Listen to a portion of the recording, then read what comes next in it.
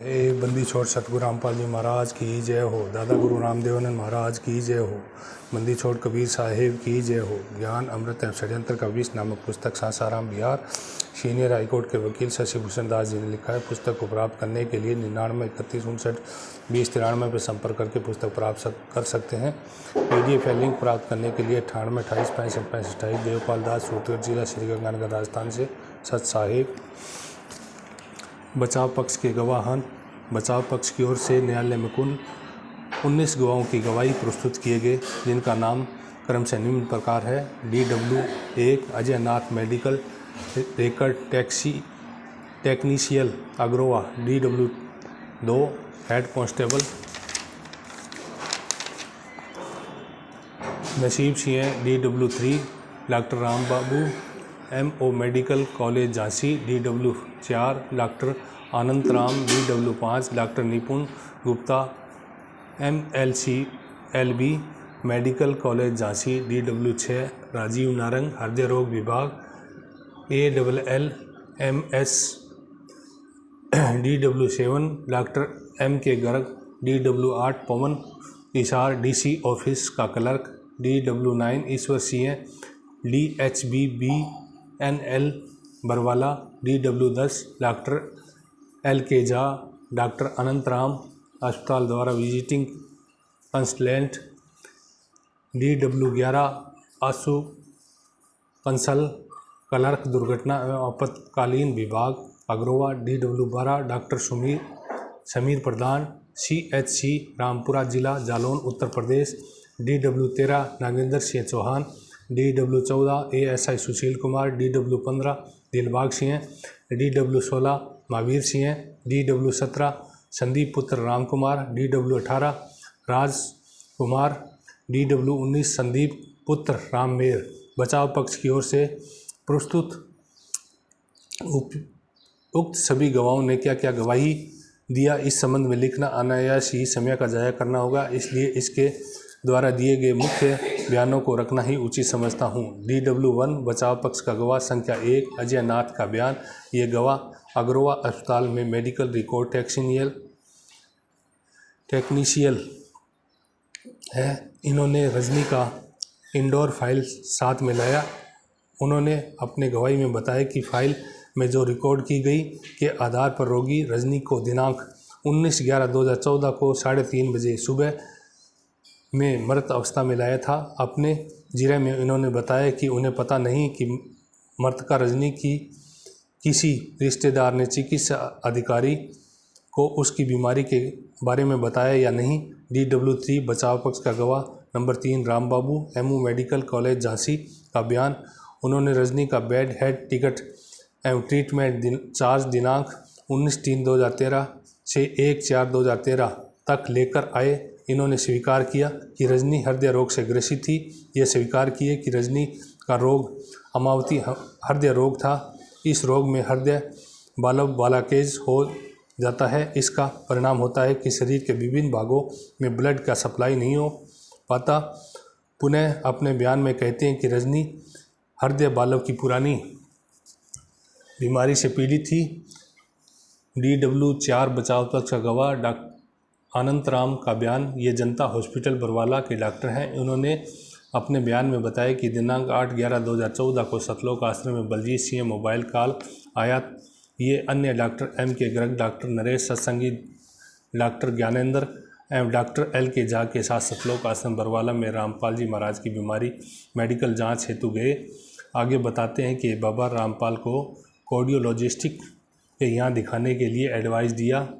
जिरह के दौरान इन्होंने महत्वपूर्ण बात बताई कि ये स्वयं अभियुक्त हैं और इन्हें विरुद्ध 2 केस लंबित हैं, जिसमें हाईकोर्ट चंडीगढ़ ने प्रोसीडिंग स्थगित की हुई है। नंबर DW 5 बचाव पक्ष का गवाह नंबर 5 डॉक्टर निपुण मेडिकल कॉलेज झांसी का बयान।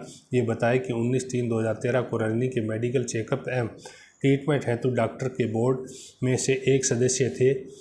रजनी अमावती हृदय रोग से ग्रसित थी। DW 6 बचाव पक्ष का गवाह नंबर 6 डॉक्टर राजीव नारंग, हृदय विभाग, एम्स का बयान। इन्होंने बयान दिया कि 1 अप्रैल 2014 को रजनी के मेडिकल चेकअप हेतु डॉक्टर के बोर्ड के सदस्य रजनी को अमावती हृदय रोग था, उसे ओरल मेडिसिन दिया तथा सलाह दिया क्लिनिकल टेस्ट कराने हेतु। DW7 बचाव पक्ष का गवाह नंबर 7 डॉक्टर MK गर्ग का बयान। पुलिस सुप्रीडेंट हिसार ने प्रार्थना पर जिला मजिस्ट्रेट हिसार से सिविल सर्जन हिसार को डॉक्टरों का मेडिकल बोर्ड गठित करने को कहे ताकि संत रामपाल जी महाराज का मेडिकल चेकअप हो सके। सिविल सर्जन हिसार द्वारा गठित मेडिकल बोर्ड में doctor Ashok Chaudhary, doctor Naresh Satsangi, doctor Gyanendra board panel में रहे। ये सभी दिनांक 8/11/2014 को वास्ते मेडिकल चेकअप सतलोक आश्रम बरवाला आए। सबसे महत्वपूर्ण सोचनीय बयान है कि उन्होंने अपने मुख से कहा है कि मेडिकल बोर्ड सिविल सर्जन द्वारा गठित होने के बाद इलाज हेतु सतलोक आश्रम पहुँचे तो बाबा रामपाल जी को वहाँ पूर्ण रूप से डॉक्टर अनंत राम ML के झा द्वारा इलाज करते पाया। फिर आखिर मेडिकल बोर्ड गठित कराने का औचित्य क्या था। DW9 बचाव पक्ष का गवाह 9 ईश्वर सिंह का बयान। इनका बयान है कि गुरुजी सतलोक आश्रम में बिजली कनेक्शन सप्लाई दिनांक 14/11/2014 से काट दिया गया। बिजली बिल नहीं चुकाए जाने को लेकर और आज तक कटे पड़ा है। नोट इस तरह के गवाह से बचाव क्या होगा जिसका खुद डिफाल्टर हो। बिजली बिल का भुगतान आखिर मैनेजमेंट क्यों नहीं किया करता था। इसमें तो आश्रम प्रबंधक की कमी है। फिर इस गवाह का गवाही कराने में कौन सी बचाव हो सकती है। गुरुजी की कुछ भी तो नहीं। बचाव पक्ष DW10 बचाव पक्ष के गवाह नंबर 10 डॉक्टर LK झा का बयान है। उन्होंने बताया कि कहा कि सतलोक आश्रम बरवाला में दिनांक 8/11/2014 को 8:45 बजे शाम में पहुंचे और मेडिकल चेक बाबा रामपाल का किया। पाया कि बीमारी हाइपरटेंशन का है। रामपाल जी ने छाती में दर्द एवं धड़कन, बेचैनी, घबराहट और पसीना आने की शिकायत किए। चेक करने पर गुरुजी का हृदय नॉर्मल पाया, श्वसन प्रणाली भी नॉर्मल पाया। इसमें महत्वपूर्ण बात यह है कि उन्होंने अपने जिले में बताया कि डॉक्टर अनंत राम को छोड़कर किसी ने भी सतलोक आश्रम आने के लिए नहीं कहा। इन्होंने स्वीकार किया कि बाबा रामपाल का मेडिकल चेकअप के लिए पहली बार गया था। बरवाला आश्रम में इससे पहले या इसके बाद कभी भी आश्रम चेकअप के लिए नहीं गया।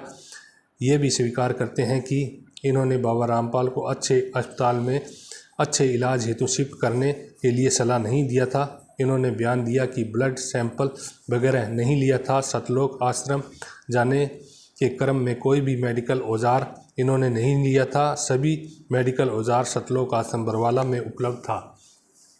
विचार करने योग्य बातें। फिर आप भक्त समाज अपना ज्ञान बढ़ाएं कि संत रामपाल जी महाराज को उक्त डॉक्टर की सलाह नहीं दिया था कि किसी भी अच्छे अस्पताल में शिफ्ट होने हेतु। ये मैनेजमेंट वाले क्यों झूठ बोल लोगों में भ्रम फैलाए, हवा उड़ाए कि डॉक्टर के कहने पर वह अच्छे अस्पताल में अच्छे इलाज के लिए शिफ्ट कर दिया गया। वे आश्रम में नहीं है जबकि संत रामपाल जी महाराज आश्रम में ही मौजूद थे। और दूसरी बात यह कि डॉक्टर ने जब हृदय गति श्वसन प्रणाली को नॉर्मल पाया तो गुरुजी ने हाइपरटेंशन का मामला पाया तो फिर हृदय रोग के लिए बड़े अस्पताल में शिफ्ट करने की कौन सी बात हो गई। जो मैनेजमेंट इतना झूठ बोला और भक्त समाज इन्हीं झूठों के पीछे भागे पड़ा है, इन्हीं झूठों को अपना गुरु मान लिया है। सत्यवादी गुरु का सबने त्याग कर रखा है। तो फिर गुरु जी को किसी के लिए जेल से बाहर आए। DW13 बचाव पक्ष का गवाह नंबर 13 नागेंद्र चौहान का बयान। इनका बयान पढ़ने के लिए आप FIR 429 सन 2014 में बचाव पक्ष का गवाह नंबर 7 के रूप में दर्ज बयान को पढ़ सकते हैं, जो इस किताब के पृष्ठ संख्या 162-63 में दर्ज है। DW15 बचाव पक्ष का गवाह नंबर 15 दिलबाग सिंह, गवाह नंबर 16 महावीर सिंह, गवाह नंबर 17 संदीप कुमार पुत्र राम कुमार, गवाह नंबर 18 राजकुमार, गवाह नंबर 19 संदीप पुत्र राम मेहर आदि। उक्त सभी लोगों का बयान न्यायालय द्वारा निर्धारित किया गया कि उक्त सभी बचाव पक्ष का गवाह संत रामपाल जी महाराज के पक्का कट्टर अनुयायी हैं और अभियुक्त भी हैं, जिनका गवाही में ग्रहणीय नहीं है। सत साहिब जय बंदी छोड़ सतगुरु रामपाल जी महाराज की जय हो।